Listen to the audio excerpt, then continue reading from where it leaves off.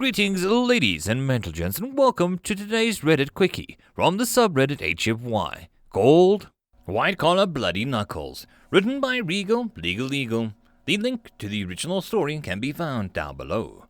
And as always, I hope you enjoy. Angie sighed as she glanced through her emails.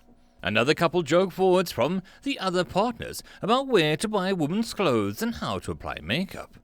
They were always so childish. Then again, it had been her choice to move to a planet far from a high-gravity home of Kerns. At 1.2 normal Earth gravities, everyone who lived here was a product of their environment. Shorter, stockier, more muscular, and, according to her dating profile inbox, not sought after by the residents of Taritha. At 5'5", she was actually fairly tall for a Kerns colonist, but she was dwarfed in height by most of the other partners of the firm. Especially because they wore heels while she didn't. No one from a high-gravity planet wore heels, not even the drag queens. So, while many of the other partners scoured the big clients worth millions or billions of credits and had wonderful nights being chauffeured around in the elite hegemony society, Angie worked the smaller cases. Her track record was better than any of the other partners, but her success only counted for so much amongst the shallow Tarithan upper class. Truthfully, Angie didn't mind it all that much. She believed that her hard work and perseverance would pay off sooner or later. Already, she'd gotten a scholarship from a heavy industry colony to a law school, graduated with honors, and was the youngest partner in the firm. The others could socialize and mingle all they wanted, because one day she'd be their boss. She smiled at the thought for a moment before noticing another new email that wasn't a joke. Possibly. Prince Hiram Octobro Junilia Consec Runema the 16th wanted to speak to her about something private and requested a meeting. Angie quickly searched the name to see if someone in the office was pulling her leg. No picture to the name came up in the local article. One of the visiting dignitaries from the Feck deliberation. Perhaps her time had really come early. She quickly replied that she was looking forward to his meeting and sent her secretary a notice to expect a potential client. Seeing as she had no idea when the prince might show up, she figured she'd simply work until she heard anything. Several hours later, she saw a notification on her terminal that the prince had arrived. She needed to wrap up this call, but she was having trouble with that as she held her face in her hands. Because you're a mob boss, Tomiko. It doesn't matter if the cops can't prove it in a court of law. They're still going to operate with the assumption that you're committing crimes. That's how it works. They think you're in charge and you're trying to bring you down, while you try to keep them from being caught. Why am I explaining this to you?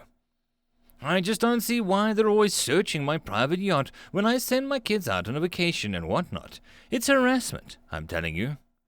Tomiko, that's called customs. All ships have to go through it. If you want to know why they're extra careful when it's your ship, it's because they think you might use your kids' vacation as a cover for smuggling. Angie sighed. Tomiko was currently her best client, at the fact that she hated. Oh, that's actually not a bad idea. Thanks for the tip. No, don't do that. They're looking for it. Damn it, Tomiko, how the hell have you avoided getting caught? Because I got the best attorney in town. You know I'm always looking out for you, ever since you first got my legitimate business partner out of that hot water. Angie shifted her hands and rubbed her eyes now that she thought back to her first big case in Taritha. For the last time, Tomiko, I had no idea that contractor was working for the mob, and stop saying legitimate all the time. It sounds suspicious. Yeah, that was a great case too, all legitimate and whatnot. I appreciate the hard work as always, and I don't know what I'd do without you. He was clearly ignorant that her advice on the word illegitimate. Is that because you honestly can't imagine it, or because every time I try to quit, you threaten to burn down my apartment? Allegedly. This isn't a courtroom, Tomiko. I have to go now. I've got another client. And she growled out. Before she could even end the call through, he added, I'll send you another case of them donuts you like. I always got your back, kid. And she ended the call with a drawn-out groan. One time that she'd mentioned that she really liked the Tarithan donuts, and that's all her clients bring these days. Angie sighed and then got up before walking to her private washroom. She didn't wear makeup like the other partners, but she needed to look good for the prince. Her short amber hair was neat and tidy, and a black suit with crimson tie was immaculate. And as she opened up her mouth and inspected her teeth, she didn't see any food that she'd missed. Even so, she took a moment to smooth her hair for a moment and just shake out her limbs as she relaxed and got back into the proper mindset. Leaning forward against the countertop, she looked at her reflection. "You're fierce, you're strong, you're the best." With a nod, she straightened up and walked out into her office and pressed the button to signal her secretary to let the possible client in. Soon the door opened and a figure in a rather plain robe walked into the room. She was a little surprised that the prince would wear something so plain, until she noticed the black wand being pulled out of the robe's sleeve. She watched the figure quickly walk the perimeter of her office, waving the wand around. Compared to her other partner's offices, it was a rather small, but with a wood paneling and a view of the Kursky Park, she was more than happy with it. Once the figure had walked the room and just nodded at Angie and then stepped out. Only then did her actual client step in. Angie wasn't normally one much for Xenos, but this one was easy on the eyes. He was tall and slim, wearing a white uniform covered in ribbons and fancy gold epaulets that fit a noble prince. The saber on his hip looked fancy as well, but hardly anyone actually dueled these days. Hardly anyone in the hegemony, at least. His face was covered in a light, cold fur, and a large triangular ears and short snout. The rest of his body was covered in a uniform, except for a bushy, striped black and gold tail. When his blue eyes focused on her, she finally spoke up.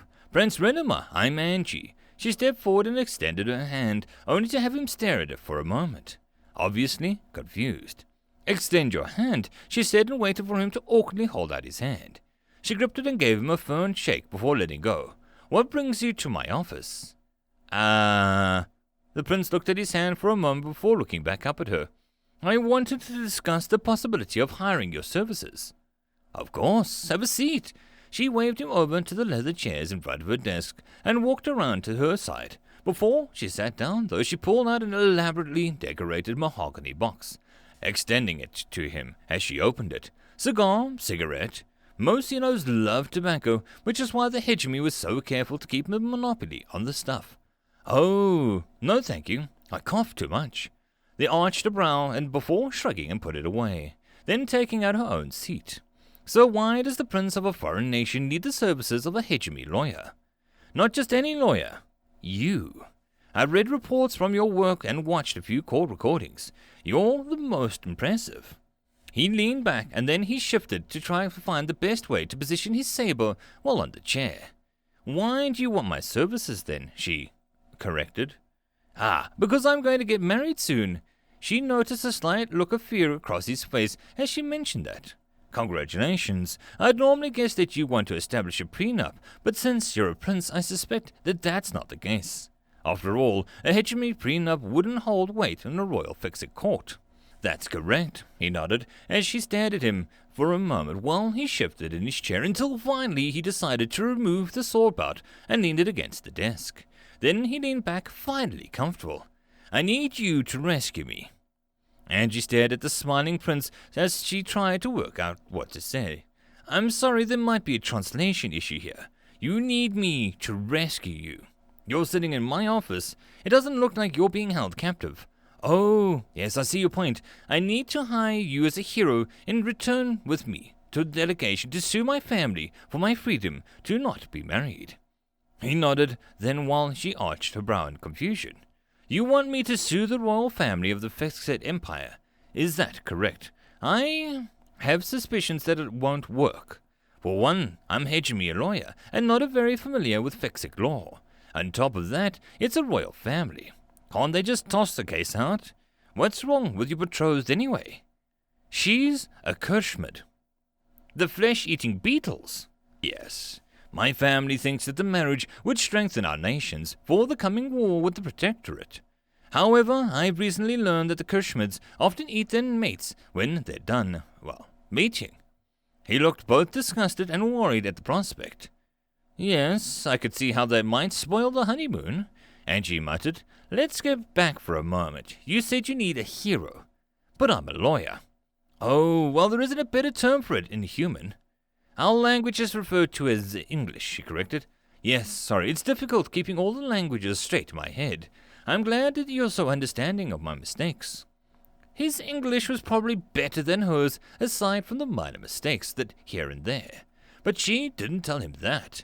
A hero is a legal position, sort of a champion or a representative for court. Ah, well, hero in English is a singular masculine term. You do know that I'm not a male, yes? With her stout build and muscles, few Xenos, and even some of the humans had mistaken her for a male over the years. Why would I think otherwise? Stout features, strong, muscular frame, aggressive attitude. Those are all female characteristics, aren't they? The prince tilted his head, seeming a little confused by her question, which left Angie to try and decide if it was some incredibly elaborate joke being pulled by the other partners, or if she just needed to hone up on the physiology. For now, she kept believing him. Well, the proper term then would be a heroine. Isn't that a type of drug? He asked and tilted his head again. Not that it would be a heroine, a heroine. She carefully enunciated each word for him to better understand. Well then, you are the heroine that I desire, he smiled. She closed her eyes and shook her head for a moment as she tried to sort through the conversation. Let me see if I'm understanding you correctly. You want to hire me as a heroine to sue your family into letting you not marry a flesh-eating beetle. Yes, that's correct. If you're worried about our court system, it's not all that different. There's a judge, and defense, and a prosecution. You argue your points, and the judge makes a decision. And as I have watched some of your trials, you carry yourself with much confidence and conviction. You'd be perfect. Well, as a human, I strongly agree with the idea that a person should be free to choose who they marry. This all sounds like it's a bit out of my league. I insist that it's not. However, you'd need to return with me today to the embassy, as if they discover my absence, they'll make sure not to let me sneak out again, and won't let you enter without me as your escort. Angie shook her head. Now this really sounds like a bit much. I have no idea what sort of trial to expect. I don't have any documents prepared, plus I certainly don't have a defense planned. I should point out that as one of the oldest princes, I legally own several planets and a small fleet. If you represent me, you'd have incredible riches at your disposal to cover any legal fees, and then some. While there will be many other resources that I can promise you as a direct 100 million credit bonus for winning the case. Angie pressed the button on her terminal and opened up the line to her secretary. Tina, if anyone calls me, then tell them I'll be out of the office for the rest of the day. She then stood up and motioned for the door. Let's not keep your family waiting then, shall we? The prince smiled and stood, fastening his saber to his uniform belt. You're a natural-born heroine. This is so exciting, like a classical fairy tale where the distressed prince is saved by a strong barbarian from the wastes.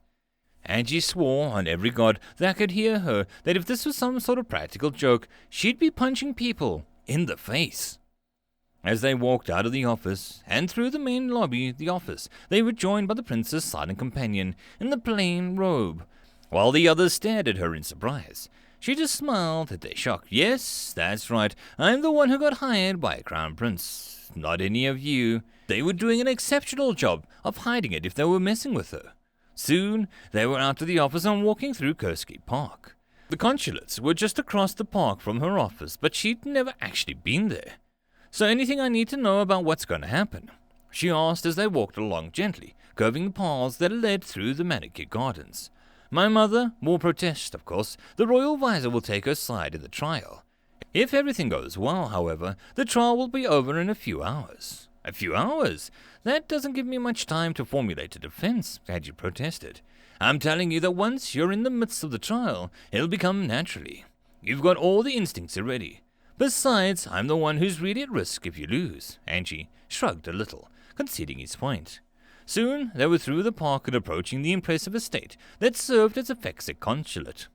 It looked like one of the museums of her partners visited to mingle with their clients. There was a very stout-looking guard in front of the entrance that looked very different from the prince. In fact, they looked so much more like Angie herself, stout and muscular. Their eyes were also more rounded and their tails tucked in stripes than the prince had. The gleaming laser pikes that they held were old-fashioned, but the shotguns in their belts were brand new. They looked a little confused as the prince walked up the stairs and to the entrance to the consulate, but didn't stop him.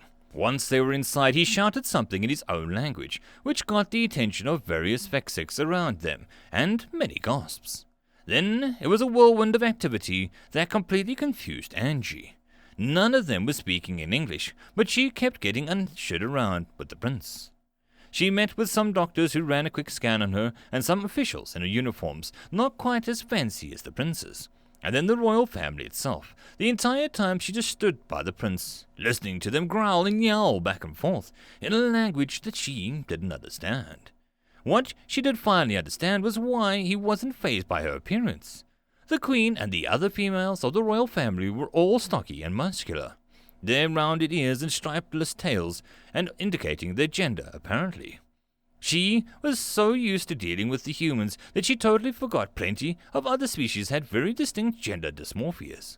Either way, just like he'd said, the queen was angry, and the other nobility was shocked, but seemed to agree with something that the prince was saying. Eventually, she was face to face with a Fexic that was wearing some sort of leather armor. She had grey fur but blue paint drawn down the patterns along her exposed arms and legs. The grand visor, apparently, as the prince had finally started to translate. Before the trial begins, you're allowed to choose how to proceed.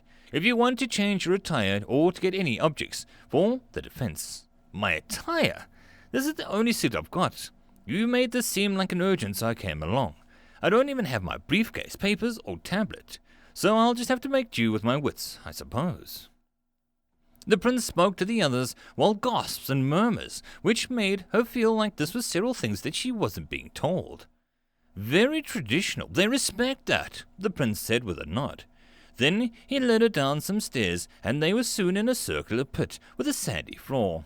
Nobles were taking seats up above, and the pit where there were very old-looking Fexic women who shuffled out into the massive throne.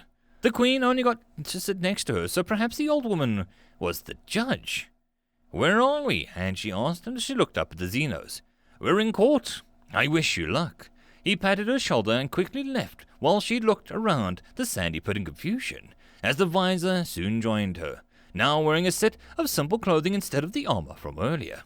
"The court is now in session," the old woman on top whispered out, but her voice was projected by the speakers set into the walls. As the defense for the royal family, the visor argues first. She nodded and the visor nodded back.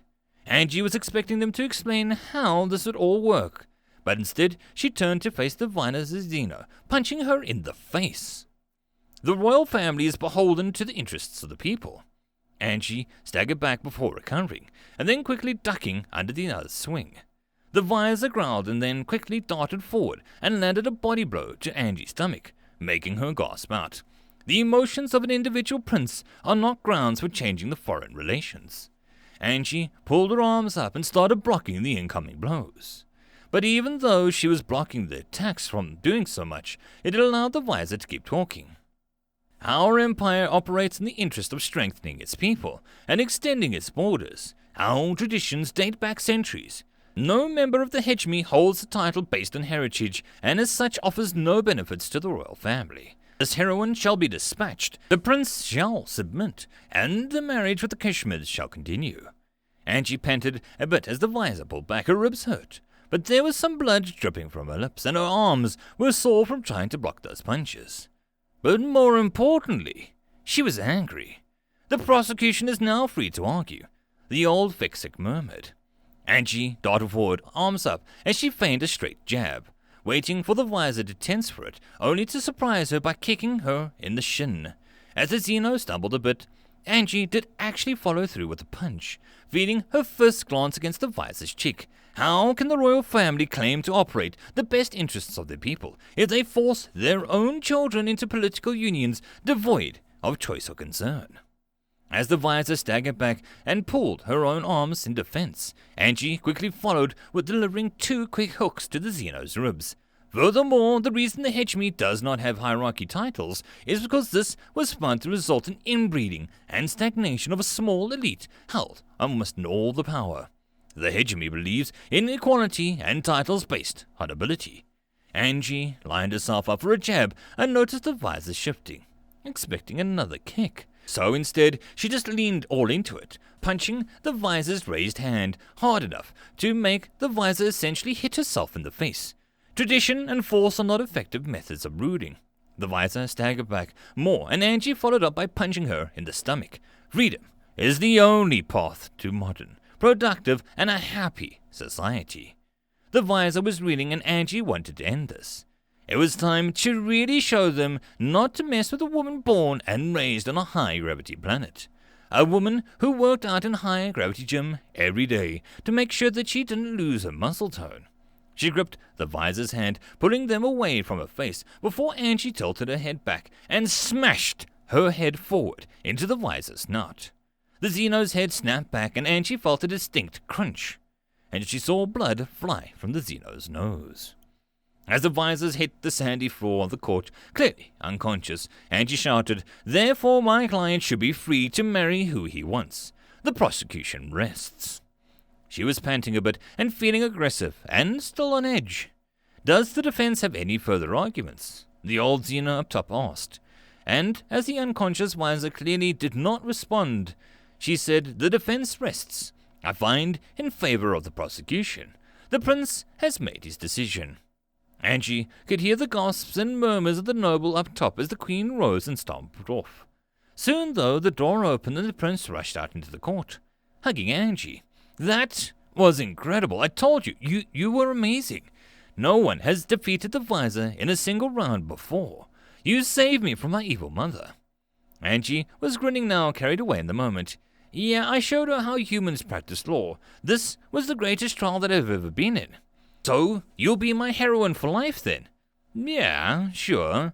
"Excellent. We'll have the wedding immediately. I can't believe I got you for a wife. I promised to be the best husband possible."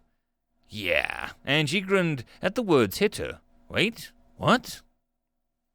End of story. And that, my friends, is the end of this Reddit Quickie. I hope that you enjoyed. If you'd like to support the channel or the author, all the stuff is down below. And as always, I hope that you guys have a good one, and I'll see you in the next story. Cheers.